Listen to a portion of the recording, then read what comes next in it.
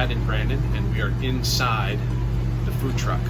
And Brandon is going to give us a guided tour around his business and the thing that is making him, helping him make the transition from being a chef, cook inside a brick and mortar business to helping run his own small business here in Michigan.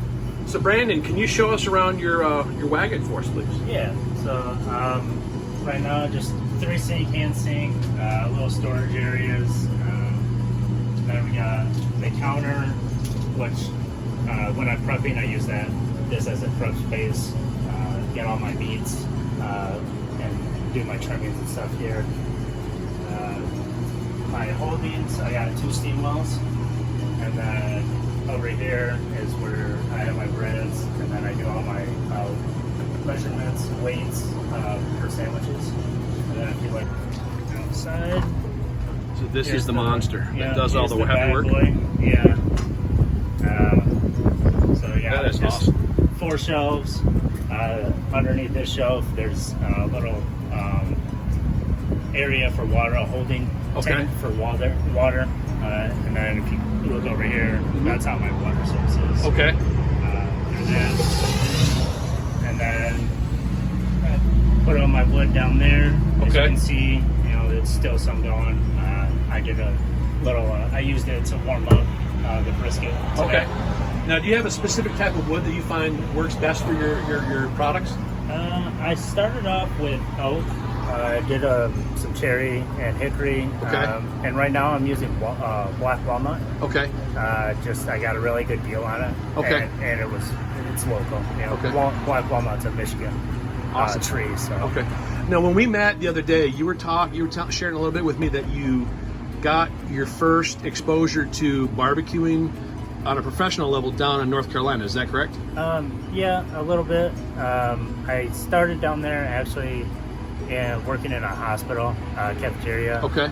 But as I grew to enjoy food and get into more of like the foodie aspect of it, their barbecue is pretty good, and that's where I got into it. And then when I moved back up here, Grand River was opening. Okay. And that's a local establishment that kind of serves middle to upscale food, correct? Yeah. Okay. Yeah. And I just started there and worked my way around to several other restaurants in the area, and then I just, within that time frame, about 12 years, about halfway through, I just decided that I was going to do this on my own. And, make money for myself and support my family. Right. Now, is there something in particular that you learned in North Carolina that has carried over to your business today? Just, you have to have passion for it. Okay. And if you don't have passion for it, then it's not going to last. Okay. So I'd say number one thing is just passion. All right. Now, a friend of mine gave me some suggestions for questions, and I shared them with you. Yeah. And one of the things that he thought would be important is for you to maybe share with the audience, what was it that has been a challenge from moving from a commercial business with a brick and mortar store to a mobile food unit? The biggest challenge was the fear of the unknown. Okay. I left a pretty stable environment where I knew that what my hours were going to be. Okay. I knew the money I was getting. Right. And then jumping over to doing your business on your own, you don't know what the day-to-day is. And I just knew that my passion for the food and what I put into it was going to carry me. Okay. And I've been doing this for almost 4 months now on my own. And super. It's life-changing, and I don't regret it. Okay. So you normally do we're outside of a small brewery here in Jackson that has food units come in. So normally you do things like this and private events, and is that okay? Yep. Now, what are going to be some, because we live in Michigan that has multiple seasons. Have you foreseen some of the challenges that you might have when things get a little bit colder outside? Not right now. I started at the end of March, so it was right, when springtime was coming up, and I know there will be some challenges. I do have a couple events at this brewery in December. Okay. So that's going to help me a little bit, but I'm going to try to jump over to doing caterings, Okay. Thanksgivings, Okay. Christmases, New Year's. So there's a New Year's plan for stuff. kind of being adaptable to Yeah. the seasons. Yeah. Okay, cool. So, you've been doing this now for 4 months. Share with us maybe a little bit about what were some of the stages that you had to go through in order to prepare yourself to run your own business. The biggest one was finding this trailer. I was 8-9 months, while I was doing my other job, my stable job. I was going through and looking at ads and looking at specs of trailers and where the money was and how much it was. And, just to get that idea of the money that I needed. Sure. And then I just stumbled upon this in late September. So did you find this in Michigan or was it someplace else? Yeah, about an hour north of Detroit. Oh, awesome. So that's cool. Explain with us what is the cooking process that you do before you show up at a location ready to serve the food? So I show up, I let people know, hey, I need about 2 hours to get ready, prepare, just to get the brisket, the pork, my pastrami back up to temp, as I do most of my cooking, my actual cooking the night before. Okay. And then I cool it down. Right. And then when I get on site, I get my generators going. I fill this up with water. I get my other things, the 2 warmers, I get those going. And then I get the fire going. And then I wrap the brisket up in butcher paper and then throw it in here. And then I just go to doing the small preps. And I can show those. Oh, that'd be kind of cool. Thank you. Small preps that we're doing.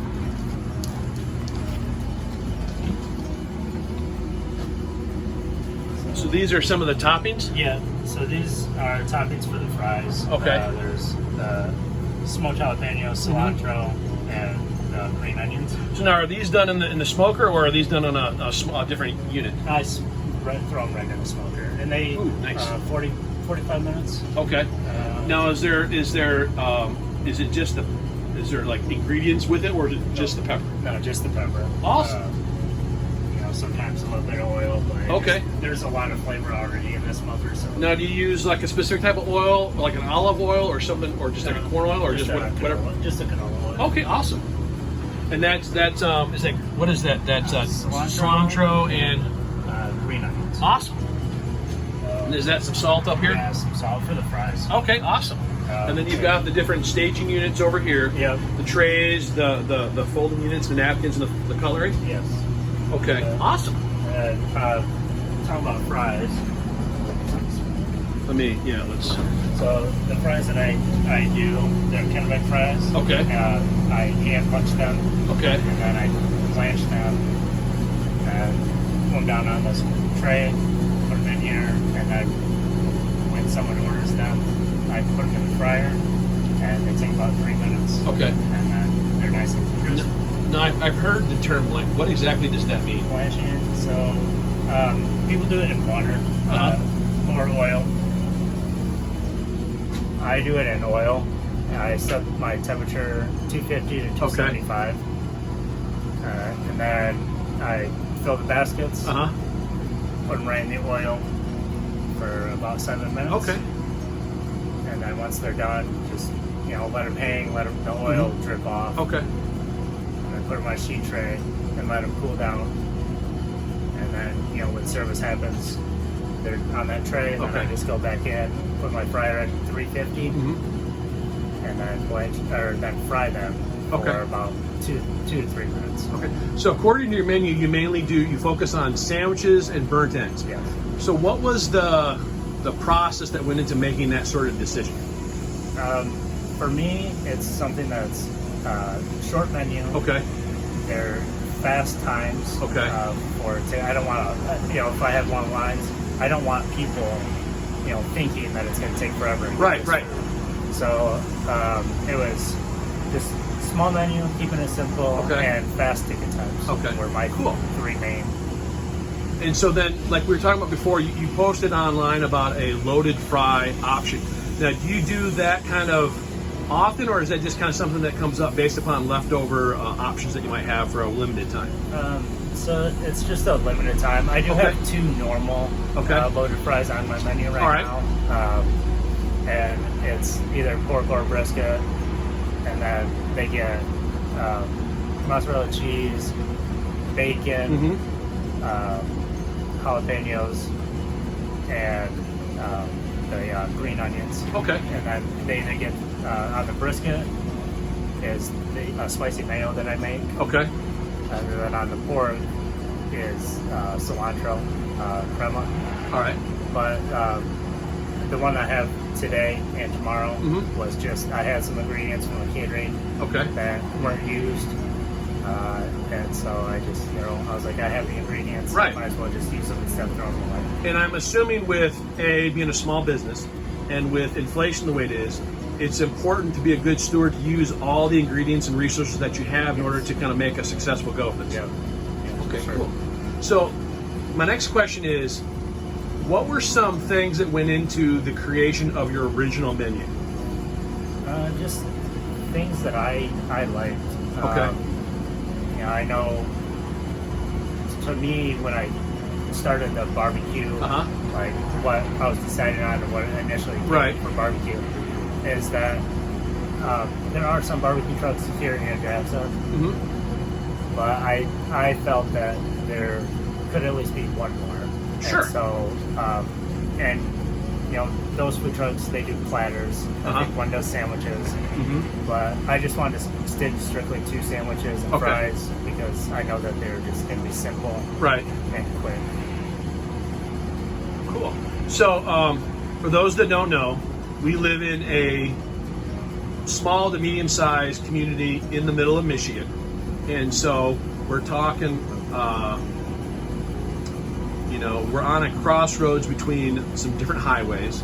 So do you find, I saw that you had an event down in Ohio. How did that event happen?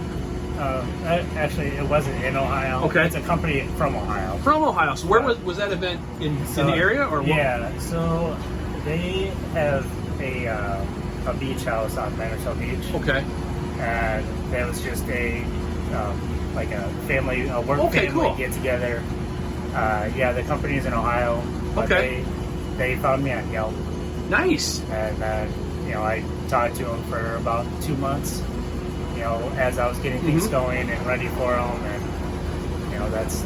So that's an example of an online food review site, app, that gave you some positive recommendations, and that when somebody was coming into the area, they reached out to you and you were able to make a connection that way, correct? Yeah. All right, cool. Because I use Yelp, but I don't know who else may or may not know. Very cool. Now, you said how many days a week are you involved in making things happen with your business so far? So on average, it's about 3 days. Okay. I would like to get to 4. So I would work Thursday through Sunday, but I would prep on Wednesday, and then I would also prep again on Friday. Okay. So that way that I'm not using food from Wednesday to sell on Sunday. So is that 3 days of on-site like this, or does that include your prep time? So I would work. So I work Thursday through Sunday. Wednesday being a prep day. Okay. And Friday on my truck, and also being a prep day. Okay. So I would do a lunch service on Friday, and then cook what needed to be cooked for Saturday and Sunday. Okay. So this week, according to your schedule, you're here in Jackson today. Yeah. And then on Friday, you're going to be out at a grocery store outside of town. Is that correct? Yeah. Okay. Spring Arbor. Also, so you're going to be at Hutch's, which is out off of M50 for those that know. And when are you going to be there? I'm going to be there from 11 to 3 tomorrow. Okay. So chances are this video is not going to come out until after that event. But if people are looking to find you, are there some normal places that you're at regularly? I'm normally at Hutch's on Fridays. Okay. Here it's here at 127 Brewing. It's Thursdays or Saturdays. Okay. During the summer, it's only Thursdays because they don't do anything on Saturdays. And then just it's just finding spots, looking Okay. for spots. I've been in Parma on Sundays 2 times. That's worked out pretty well for me. Okay. I'm gonna stay in contact with that lady, Right. so I can be there as well on Sundays. Okay. So since we're a smaller town, there are some from a person who's a fan of what you do. One of the challenges that I find is finding like we don't really necessarily have a central location where everybody's kind of communicating who they are and where they're going to be. Have you found certain apps or sites that kind of really help you communicate what you're about? I mainly just stick to Facebook. Okay. I have a Facebook page, Right. Bird Honey.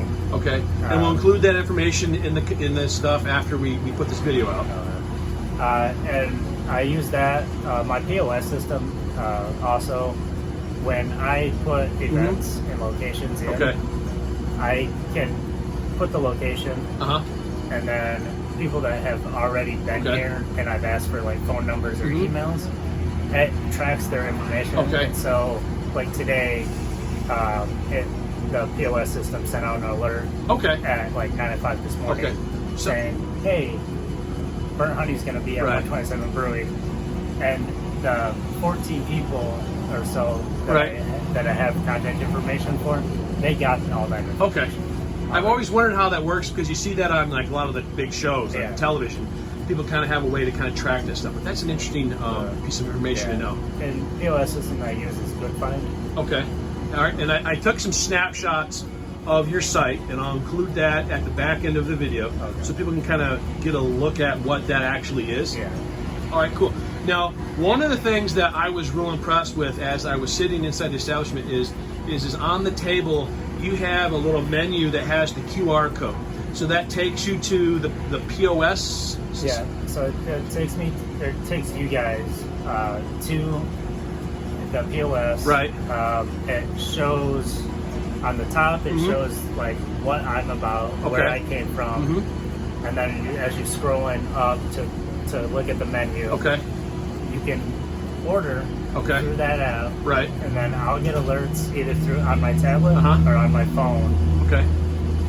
You guys can put your times as well, Okay. and then whenever that time comes up, we have the food ready, and we just Okay. tap on my Okay. tablet, and it sends an alert back to All right. the person through Okay. a text message. So to kind of explain that from where I'm here is, so if I come in, I sit down, I can scan the code, place my order, say, hey, here's about the window of time that I would like for my order to be ready, Yeah. and then it also allows me to make the choices I want. Yes. And then when the stuff is ready, I get an alert, and then I can come out and get it, go back inside, because especially at a place like we're at today, the weather is not necessarily the most conducive, and then also there's not a lot of options to sit outside on a day like today, but it's so much bigger inside than what I thought, and so that kind of is a nice option instead of having to make a line outside of your trailer. Yeah. Now, how did you come up with that idea? It was just with the GoodFind company Okay. that I picked as my POS. Okay. It's just something that is integrated into Okay. their system. Okay, cool. Now, was that something that you learned or discovered during your research for starting your business, or was that something that you had exposure before? So it was kind of a funny story. I was going to go with another POS system. Okay. They failed to give my system on time. Okay. So I was in a crunch, and I Okay. just happened, while I was just searching Sure. POS systems, GoodFind popped up. I did a little research. I looked through their website, and then I contacted them, and I said, hey, I was like, this might be a little behind, but I'm in a crunch. I need a POS system like in 2 days. Okay. And they're like, oh, no problem, sure. And then, Awesome. And then they just sent me all the information. Awesome. And then I had a sit down with him over Zoom, and Okay. he went through everything with me Okay. about their company, what their POS system entails, and I still keep in contact with them. Awesome. So they're today. providing kind of like an ongoing sort of communication support for you. Yeah. Awesome, because I'm assuming that there's a lot of there's enough challenges in running a small business, but having somebody that's kind of on the tech end like that, that's going to help you make you be successful, is a big bonus. Yeah, it's something that I don't have to worry about, and I know that if I run into a problem, I can just pick up my phone and be like, "Hey, Patrick, can you help me with this?" Awesome. And he, every time I've called him or texted him, he's answered. Awesome. So, that is so cool. And are they a stateside sort of business, or where are they out of? Do you know? They are actually based out of Virginia. Okay, so they're in the southeast. Cool. Now, at the filming of this video, we're in 2023. We're on the other side of a COVID experience that really kind of created a lot of challenges. Now, I'm assuming that a service like what you're using would have been something that would have been very, very helpful in allowing you to kind of maybe navigate those waters. Have you given so many thoughts as to how that might have impacted you if you were running the business during that window of time? They have great customer care, customer service. Right. I assume what they're doing now. They would have done that in 2 years. Okay. 3 years ago. Because when we're in that situation, we were there was social distancing and things of that nature, and I really think that old became. When I say old, I kind of thought that a lot of places that didn't have some sort of walk up or drive through option to their business really faced some challenges. And with a mobile business like what you have, this is a real nice option besides just having people have to walk up and kind of like worry about where they're standing. Cool. All right, let's stop there.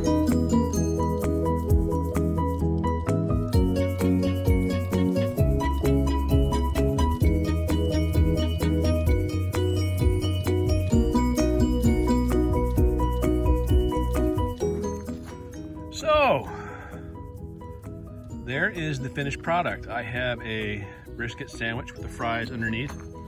The fries are delicious. The meat is, so amazing. Check that out. Oh yeah. Super amazing.